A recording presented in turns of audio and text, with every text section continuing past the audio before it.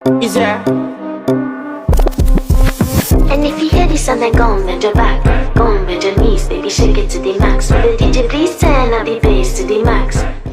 Hai semua, kembali lagi bersama Ipe. Kali ini kita akan membahas materi bab 10 yaitu pemasaran. Let's go.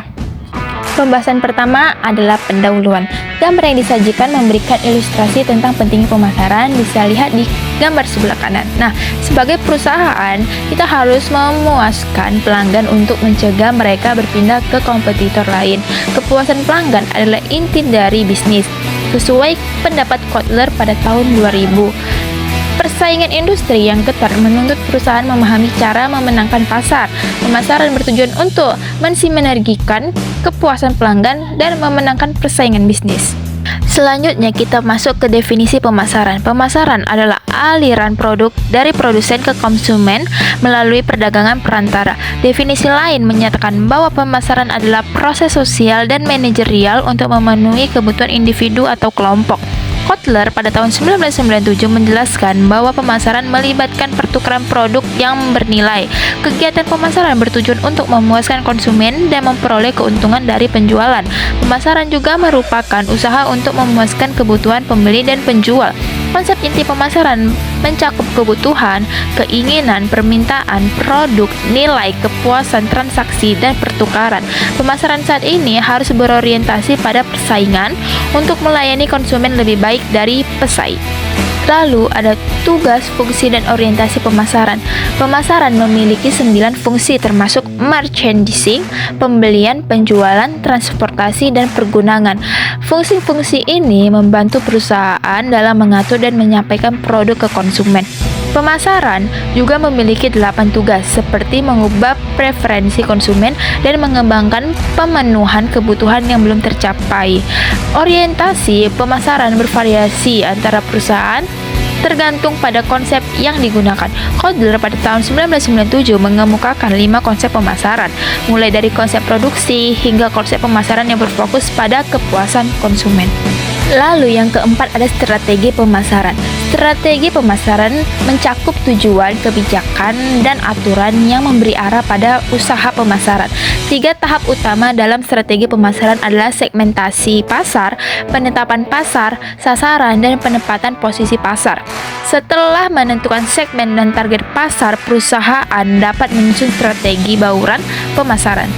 Nah, di dalam penjelasan keempat itu ada segmentasi pasar. Segmentasi pasar membagi konsumen berdasarkan karakteristik yang berbeda. Ada 3 falsafah dalam segmentasi: pemasaran massal, pemasaran berbagai produk, dan pemasaran terarah. Pemasaran terarah memungkinkan perusahaan mengembangkan produk yang tetap untuk segmen tertentu. Nah, setelah segmentasi pasar, ada target pasar. Menetapkan target pasar melibatkan pengelompokan konsumen dengan ciri-ciri yang mirip. Target pasar membantu perusahaan dalam menyusun strategi pemasaran yang lebih efektif. Perusahaan harus mempertimbangkan kebutuhan dan keinginan konsumen dalam menetapkan target pasar. Terakhir, setelah target pasar, ada diferensiasi dan positioning. Diferensiasi adalah tindakan membedakan produk dari pesaing. Diferensiasi dapat dilakukan melalui produk, pelayanan, personil, saluran, dan citra. Positioning adalah penempatan produk dalam benak konsumen untuk menciptakan keunggulan kompetitif. Lalu setelah strategi pasar yang keempat, lanjut yang kelima yaitu penentuan target perusahaan. Sasaran perusahaan harus diurutkan secara hierarkis dan dinyatakan secara kuantitatif. Sasaran yang ditetapkan harus realistis dan konsisten agar dapat dicapai secara efektif. Selanjutnya ada bauran pemasaran. Nah, bauran pemasaran terdiri dari 4 elemen utama yaitu produk, harga, tempat, dan promosi. Di dalam bauran pemasaran ada produk. Produk mencakup atribut yang dapat memenuhi kebutuhan konsumen. Strategi produk meliputi keputusan tentang merek, kemasan, dan kualitas. Setelah produk ada harga.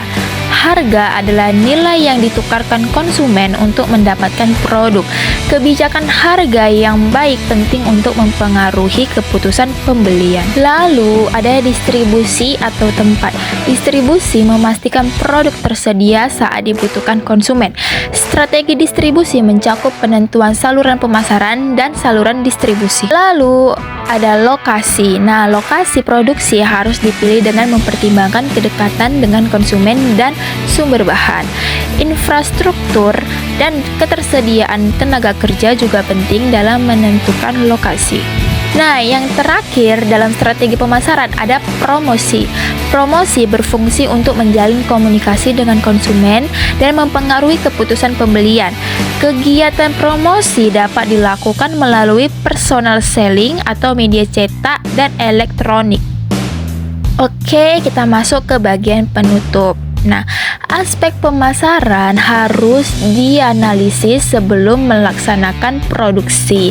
Analisis pemasaran membantu wirausaha memahami karakteristik dan kebutuhan konsumen. Dengan memahami kebutuhan konsumen, wirausaha dapat merancang aspek produksi yang sesuai. Proyeksi permintaan konsumen harus dijadikan acuan dalam menentukan jumlah dan kualitas produk yang akan diproduksi.